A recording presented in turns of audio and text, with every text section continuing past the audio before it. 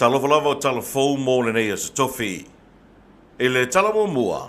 O lo tu mau pea fautuanga mai le mtanga ruenga o le soifua maloloina i le tunuu. E na ia wha au pea pui puinga mai le pepesi ai o le wha mai o le fiva pona iwi po le tenki fiva.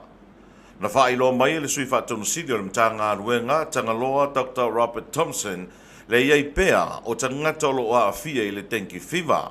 Sa unoa tangaloa e ei nisi o toto o tangata na tui ma au inatu i Australia, e sue ai ma wha mautu ai, pe wha maunia ua a fia i le fiva pona iwi.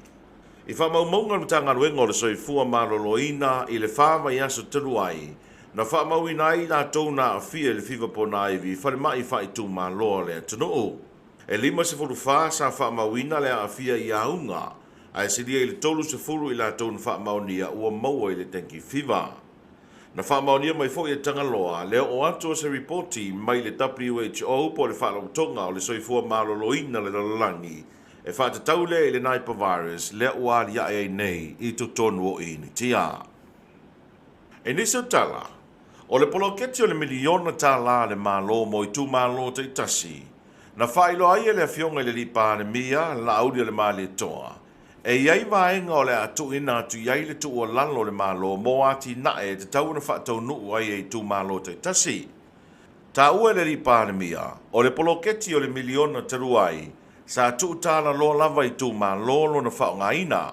Peitai, o le miliona o whaonga solunei, o le a wha malo si atu o le malo nisi o vaenga, e ao na whaonga ai e tu malo mo poloketi, e pei o le wha malo sia o na tuto ai o niu e se lau wafe ale tu malo, se lau wafe koko, se lau wafe talo, manisi o ati na e tau wha to anga.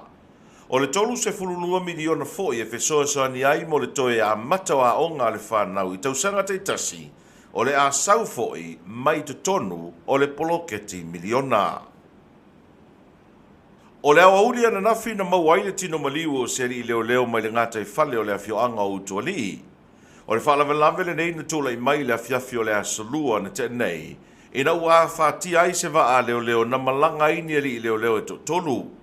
Na toe saonga le muwana isi ali i leo, ai na tau sa ilia i loa le ua maliu, ona o le tūlanga lolo wa o le tau, ma le sou wa o le ngata i fale.